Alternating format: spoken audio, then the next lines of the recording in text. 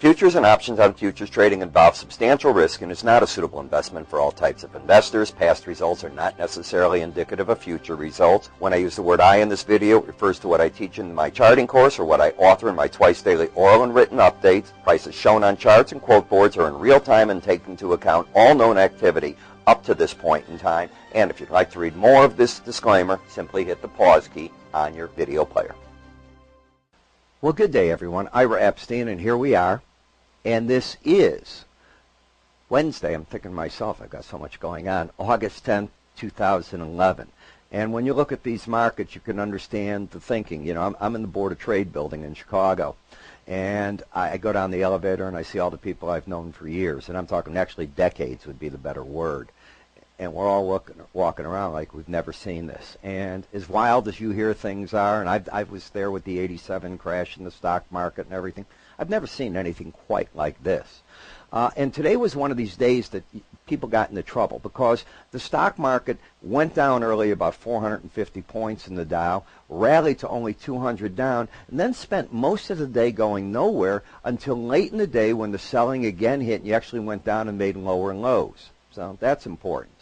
In the dollar, you had a small rally today at the expense somewhat of the euro, and as by now you should know that they're talking lots of problems in France, and where there's this much smoke, there's going to be fire.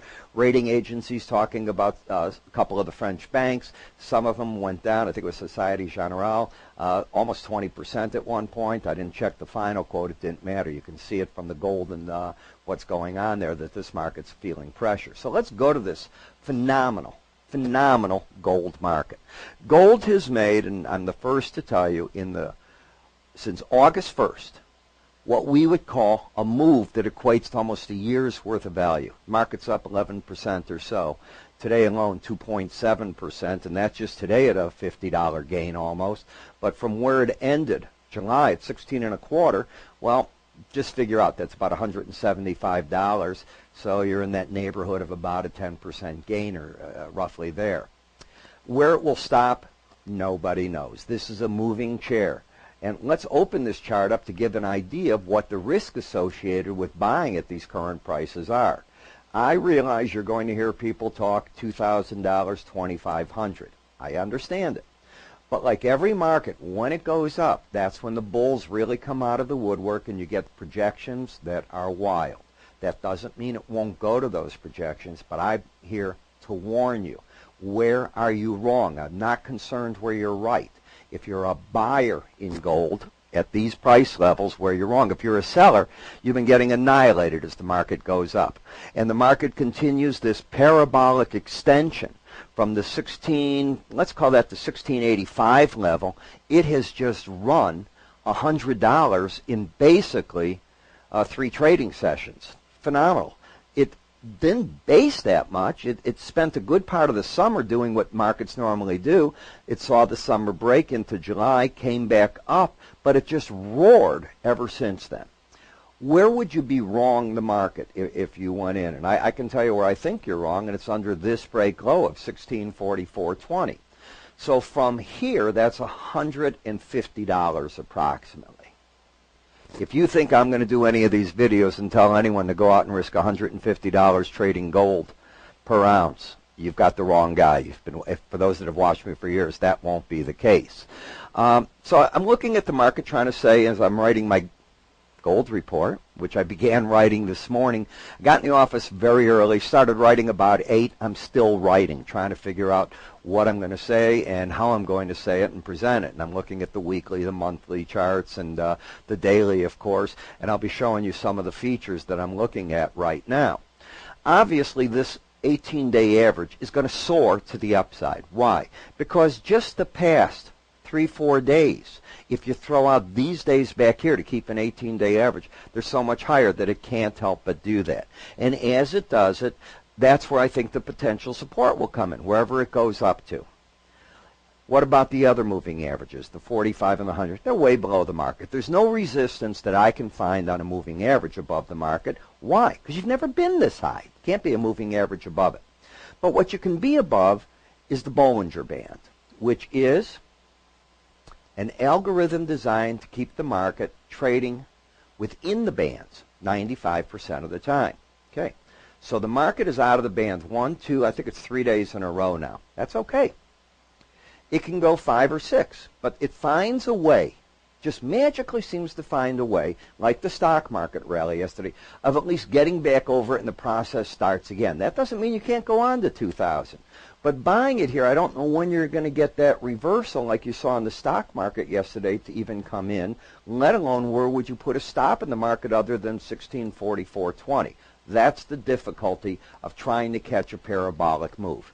I don't tell you in these videos, buy here and sell there. That is not the purpose. I do those in my webinars.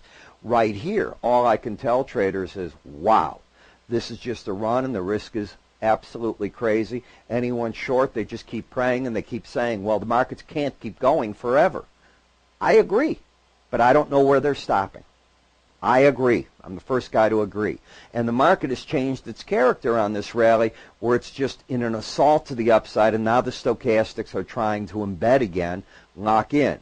So, yes, I expect soon, that the market will be a combination of the Bollinger Band going up and prices stalling out come together. I don't know what that level's at, nor am I that interested at this point other than from a purely scholarly point of view. The risk is just off the wall. It's that simple. In the silver market, I was having a discussion in the office today, and guys said, well, what do you think of silver? I said, I think it's a short sale. And the office went absolutely quiet, and they said, why? I said, look at the 18-day average of closes at 39.78. You're wrong if you get over 40.40. And they said, well, would you put out a short sale there? And I said, well, look at the dollar risk. It's too much. You've got a 70-cent risk, which is $3,500 per 5,000-ounce contract, and it's about $700 on a 1,000-ounce contract. Both violate one of the terms of the trading techniques that I teach, which is you use money management, and that's too big, even in these markets. When it gets too big, the market tries to trick you into expanding out your management technique.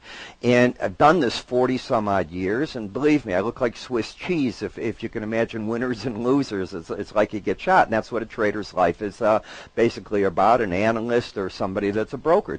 That's what it is. But you learn certain things, and it's when you don't have to take a risk, you don't, and when you can't control the risk, you don't belong talking to your clients or yourself or family in the market. It's that simple. You wait. So this is a wait and see. Here's the market that bothers me, and it's copper, and it's down under the chart. It's back down to the lows of 390 here, and I'm going to have to fix that chart for us tomorrow. I didn't realize it was that bad. But the industrial metals are under pressure. And they're under pressure temporarily because of world events. It's not that the economies are necessarily in the worst shape. I'm talking the economies. It's that the threat of the sovereign debt issue is scaring everybody about Europe. It's that the threat in America is how do we get things going. The very simple fact is we had a stimulus come at us with the Fed. It's a stimulus. Don't think it isn't. I'm writing about it. I'm calling it QE3. You can call it whatever you want. It's a stimulus program. They're going to keep interest rates where they have to in order to make things happy. And the first thing to happen is make the banks not earn interest from the Fed. Very first thing. Forget the reserve money. Don't give it to them. Make the banks go back to the business of lending. And if they can't keep that money going and they're just earning money by taking Fed money at one level and investing it in another and you collapse the spread, banks go back to the business of lending. And I think that's part of the goal. Second part of the goal is probably debasing the U.S. dollar as well. I want to come to this market, which is the crude oil, for one reason. Here is a market that stayed underneath the Bollinger Band. And just yesterday, the world was coming to an end. But like the gold, I look for these numbers to eventually find a way to get back over that Bollinger Band and the game starts again. And it happened today. That's all that I'm saying. I am not telling you that the trend's reversed. But I am saying if you were short this market and you're out $2.50 today, it's painful.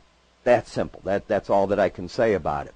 In looking at the gold-silver ratio, I told you yesterday the game had changed. Actually, the game changed back here.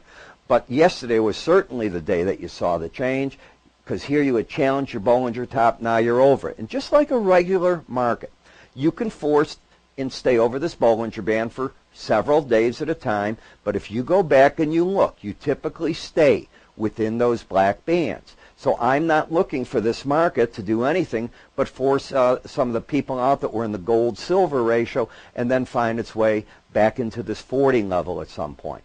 That's all that I can say about it. The bond market, a runaway. You've got an embedded stochastic. You've got people panicking. They don't care what the return is on the money they're getting on these 30-year bonds. They just care about the safety of principal right now. And you keep getting strong bids in them. Even the shorter end of the market is getting bids because that's what happens in market conditions like this. And it's an event. And when you get an event, you've got to learn to deal with it as an event. This is Rebob gasoline. Down for all these days, not 5 in a row, popped today. Doesn't mean a trend change. It's just like alleviating some steam pressure. Well, I've told you enough about that. If you want a copy of my gold report, and it's going to be an important one, you can get it by calling us at 1-866-973-2077. It will be published on Thursday. Have yourself a good day. I'll talk to you tomorrow.